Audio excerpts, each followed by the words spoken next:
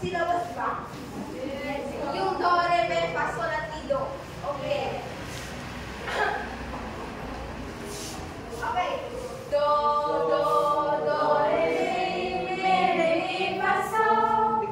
Do, sol, mi, do, sol, fa, mi, do. Isa pa, ulit. 1, 2, 3, go. Do, re, mi, fa, sol. Do, sol, mi, do, sol, fa, mi, do. Okay, una. Alright, okay na yun.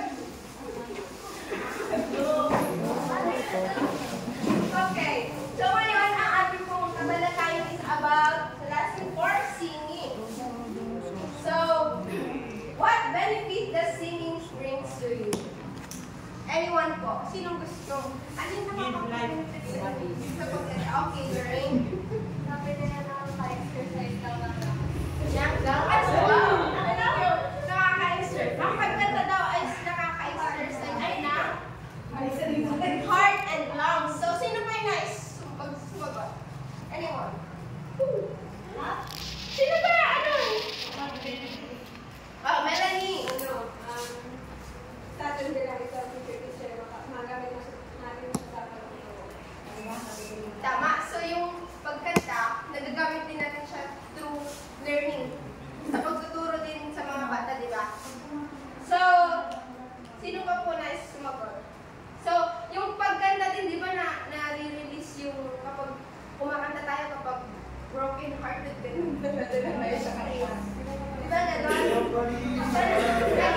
Yung pagkanta din na ano, nakaka-release din siya ng ano, parang ito din yung stress reliever natin, di ba? Okay. So, singing is one of the most central activities that must be incorporated in music learning experience. So, it is interesting to note that even other subjects taught at school use a song, memory reinforcement, understanding, and enjoyment of certain topics. So, meron yung mga teacher kasi na, di ba kapag may mga lesson or activity sila or mga discussion nila, ginagawa nila yun ng tonos. So, sa pamamaraan na yun, mas nagiging, mas natututo yung mga bata, mas nadali nilang makukuha kung ano yung nais na iparating mo teacher, kung ano yung itinuturo niya, di ba? So, meron din yung mga vlogger na gumagawa ng so, for example nga, yung sabihin kanina, remembering of the month. So, binibigyan nila yun ng tono para, paano na yun? Enero, Pebrero, Marso, Abril, Mayo. O, di ba, pag ginagawa nila ng tono, mas madali nilang na-memorize, di ba? So, singing offers an excellent means of self-expression and emotional release. So, yun yung kanina, nakakatulong din yung singing, pagkanta sa self-expression na express natin yung sarili natin or yung emotional release. So, Filipinos are naturally inclined to music, especially singing. The nation has produced many talented artists and there is a great love for the activity, as seen with the wide popularity of karaoke and videoke bars and books. So, aware naman tayo na sa mga Pilipino, di ba, ang mahilig sa videoke. Parang nagiging, habit. nagiging ano na nila yun, parang hobby nila yung pagkanta sa videoke, gano'n. Tapos, kapag kunwari, nag-unbink kayo, gano'n, hindi nawawala yung kanta, di ba? Meron pa rin yung time na kumakanta-kanta. Oo, yung jamming na tinatawag, di ba? So, next po.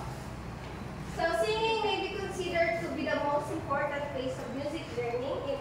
In elementary school, a wide range of musical concept and experience can be attained through singing, such as leading notation, dynamic form, rhythm, and tempo, among many others. The voice is the instrument that all human beings have, and it is readily accessible. So, singing can also, the way first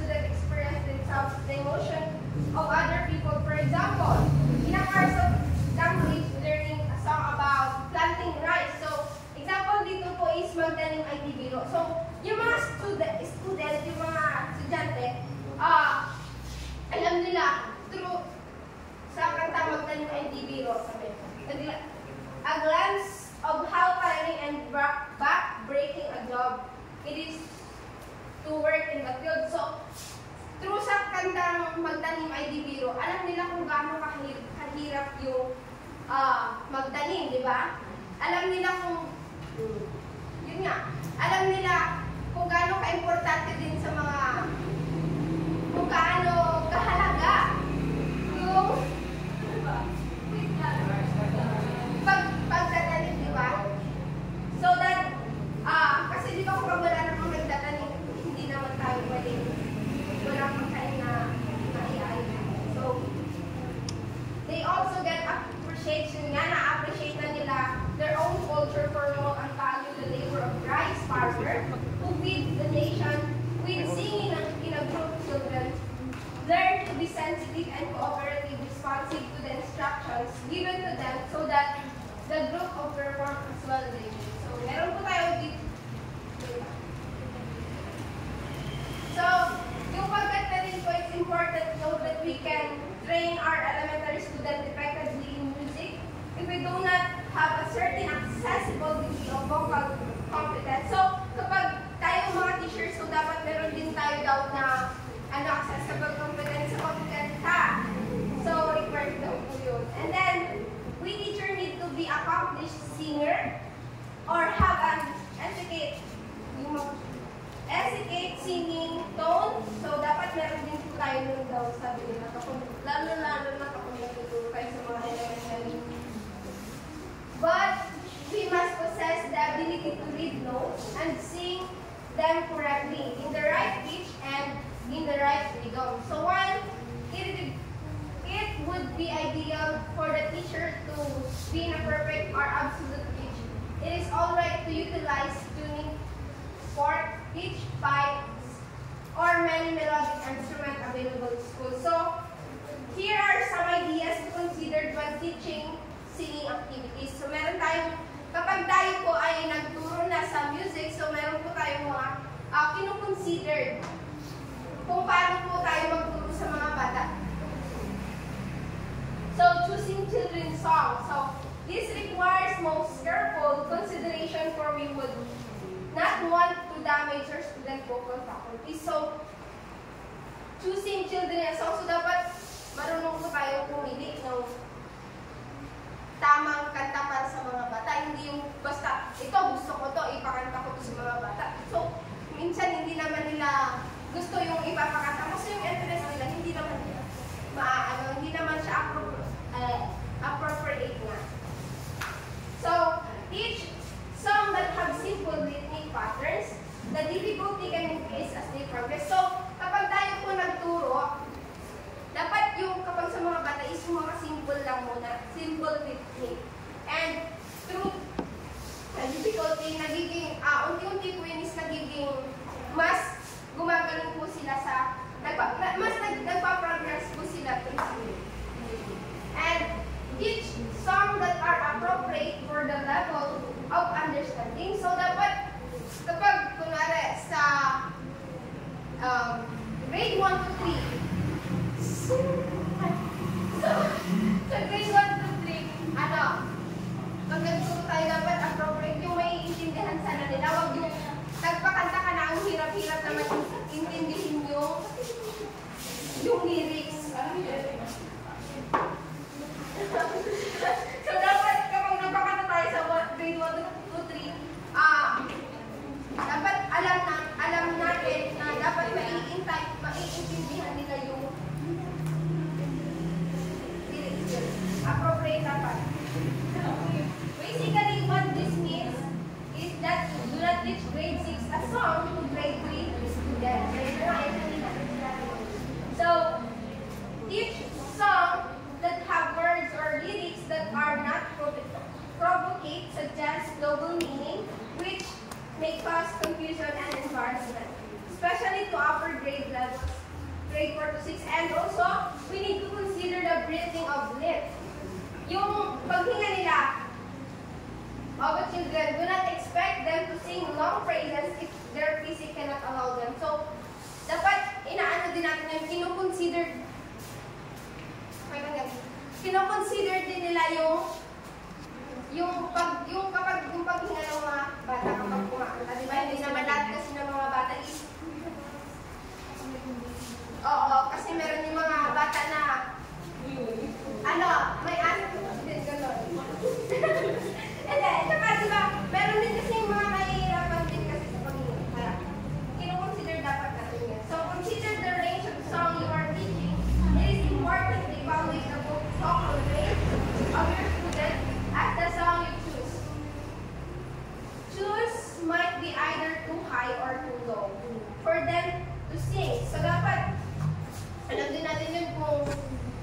pipiliin ba natin kanta is mataas or mababa. Dapat kilala natin yung mga student din natin so that we can know kung ano yung ipapaano natin. Yung pipiliin natin kung ito ba ay mataas o mababa. And also take note for their voice change. Student voice ranges in grade 1 to 3 will eventually change as their bodies grow and enter to grade 4 to 6. You may listen to recording to hear for yourself whether or not the voice ranges of your chosen song are applicable to your students. So consider which vocal registers are to be used, either head tone or chest tone. Ano nga ba yung head tone? So yung head tone po na tinatawag nila yun yung high pitch, mataas. And then yung chest tone naman yung mababa. So meron po yung middle. Meron din yung as much as possible, teach a wide range of music from different culture, but also emphasize our own traditional and folk Filipino songs. So dapat kapag i-ano din natin yung kanta natin, magbigay nga kayo ng kanta na example sa Filipino, traditional and folk Filipino song. Bahay Kubo, di ba? And also, which are sadly falling in neglect. This will be teach our students to learn and preserve their yun. Mas nagiging, parang matututo rin sila na mas i-preserve pa yung natin, yung kanta natin yung mas tinatangkili. Yun. Yeah. Select songs that are realistic, based on real life, and also imaginative fictions for variety. So dapat nakaano din siya sa relate din sa buhay ng mga bata. And then, number 2, ano yung una kanina? Choosing. Ano? Yun. So, number 2, aim for good singing attributes. So, here are some goals that teachers should constantly aim for when teaching song. So, meron tayong good tone quality. So, dapat we as a teacher, meron din daw tayong good tone quality. So, ayan. Meron po tayo. So, dapat exercise na natin yung sarili natin na na magkaroon nito, di ba? Practice na natin. And also, correct speed or tempo, right posture, correct breathing. So, dapat alam din natin yun kung paano yung paghinga natin, di ba? Kapag may high notes, di ba? Dito sila, meron yung, dito ata sila kumukuha doon yung hinihinga sa basa. Basta meron yung gano'n, yung mataas, sa dyan sila humihinga. Kumukuha ng So, proper pronunciation of lyrics. So, dapat meron din sa atin yung tama. Alam niyo na yan, tamang pag-pronounce ng mga lyrics, di ba? And then, correct performance of notated musical symbols and appropriate emotional response. So, dapat kapag kumakanta tayo, ano yung mga, dapat yung akma ng mga mukha natin, akma din dun sa kanta na tinakanta natin. Alam naman kapag, kunwari masaya yung kanta, pero ang kamlay-kamlay mo naman, paano mo yung mga kanta na ma-encourage yung mga bata na mas lalo pa ha? And then, so dapat nga, ayan, so dapat yan nga daw yung mga tricks so that kung paano tayo mag-uusap sa mga bata, meron tayong aim ng attitude. Yan, dapat yan na. Next! Identify which method of learning should be used. By rote or by note. So ano nga ba itong by rote and by note? So by rote, that is by listening repeatedly without the use of musical notation. So itong by rote na ito yung, yun na, pinapakinggan lang na paulit-ulit pero parang hindi nila naiintindihan yung lyrics. Basta paulit-ulit lang nila pinapakinggan. So kapag paulit-ulit natin pinapakinggan, na-recognize natin kung ano yung tunog. Diba? Tunog po. Then, by note, learning how to read musical symbols such as notes and rest. So, ito namang by note, dapat matuto na bumasa ng mga nota. Ganyan.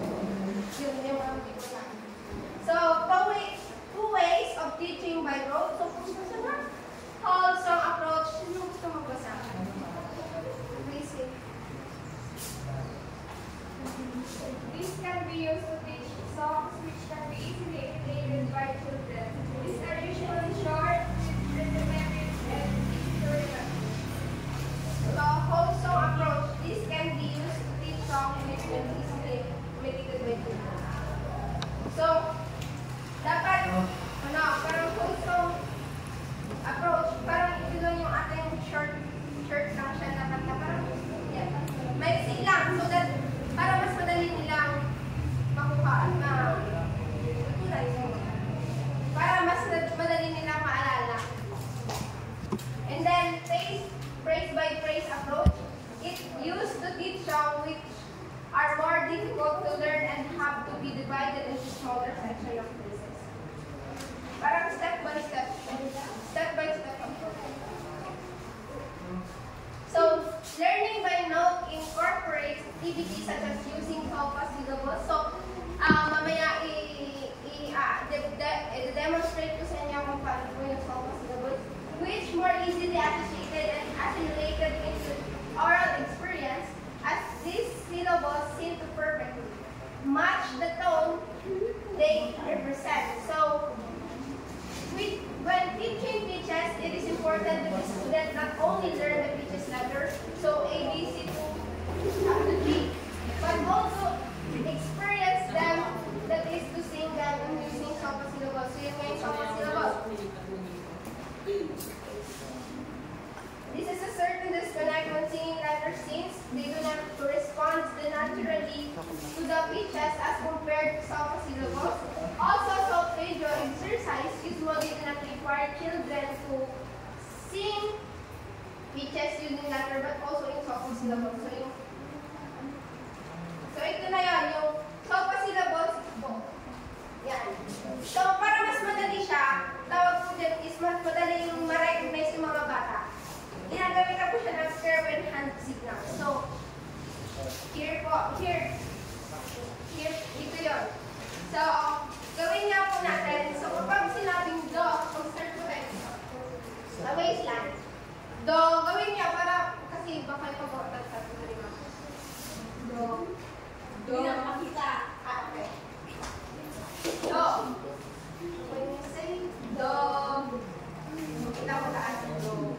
Do. Do. Re. Mi. Do. Fa. So. Ay, so. So. So. La. Di. Do. Kayo, sige nga. Kayo nga. Do. Tayo. Dali. Para mas.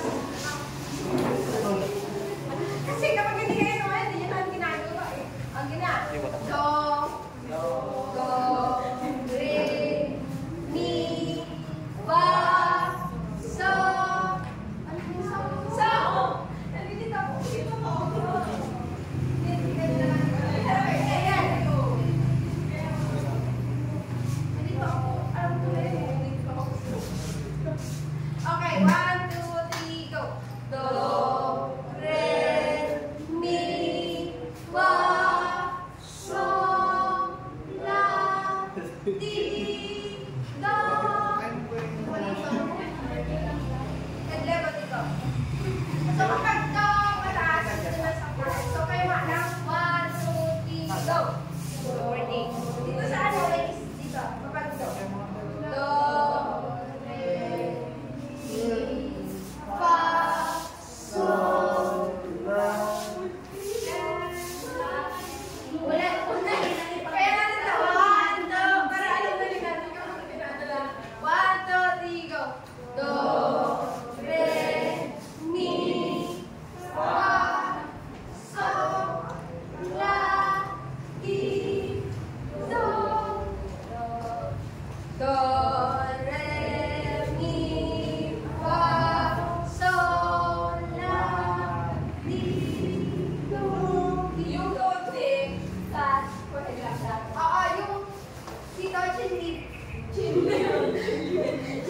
chin level lang yung la. Yung la. Ang di dito. Di. Tapos forehead level yung do kapag mataas. Pero kapag yung do lang. Diba itong waist level kasi, mababa pa lang yan. Pataas ng pataas. Okay, gusto na yan. Okay. Dapat na-memorize. Alam natin yan. Hindi ako nalilito eh. Okay, next.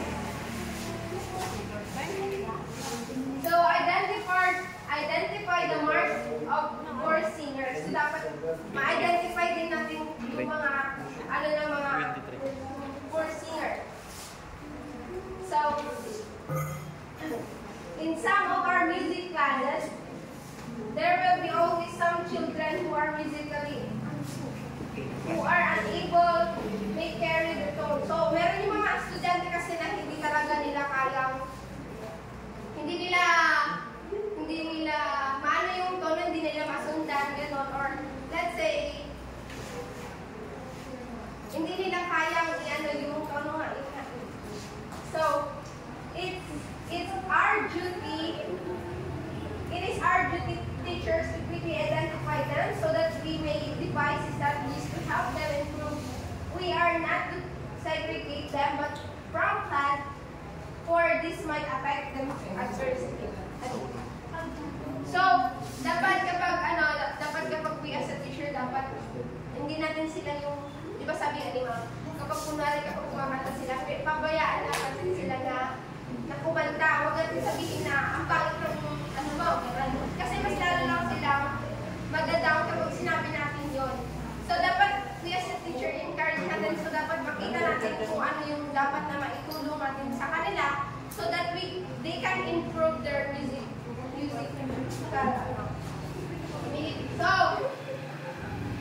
So may mga problems dito, yung oral problems. These refer to speech problems that speaking or correct pronunciation. So meron yung mga estudyante na nahihirapan pa sa pag-pronounce. So, oral problems. Next, yung unang problems is oral problems. So, next naman please. Oral problems naman. This refers to the difficulty speech perception. This is what happens when students cannot sing correctly in tone. So, ito naman yung nahihirapan silang kunin yung tamang tono ng kanta. And then, or the inability to identify which pieces are high, low, and their relation to the other pitches. This requires mass ear training and listening exercise. So, i-ano natin sila, parang encourage natin sila na mas lalo pang makinig ng mga kanta para mas malaman nila kung ano yung pinaka-tono nito. Lack of confidence. So, meron yung mga student na nahihiya, di ba? Hindi nila kayang i-express yung kanilang sarili. So, this characterized by stage fright, extreme anxiety, and lack of voice recognition or review. So, ayan yung mga problema. And then, memory problems. This refers to the inability to properly commit the lyrics and or music to memory, both cognitively and also in terms of level of memory. So, ito naman po yung mga bata na nahihirapan po sa pag-memorize ng kanta. Kaya nahihirapan po. And yung mga problems. So, meron po tayo mga suggestions dito so that we can have them. So, listening exercise, yung sinabi ko kanina. Listening exercise that identify between high and low pitches. So, yan. Tone matching exercise where a student should reproduce correctly a given pitch. This may take a lot of time and repetition. Start with one pitch and gradually increasing the number pitches to the match. Using solfa syllabus. So, gawin po natin yung solfa syllabus. So, yung solfa syllabus daw po yung highly recommended para po sa tone matching exercise. Di ba kapag sinabi po dito, do, gano'n, re, mi, fa, so, gano'n. Kaya, mas nare-recognize nila kung ano yung tone. And then, singing a short phrase composed of few pitches only, the number of pitches may be increased gradually. So, yun po. And then, so, yan po yung mga problems na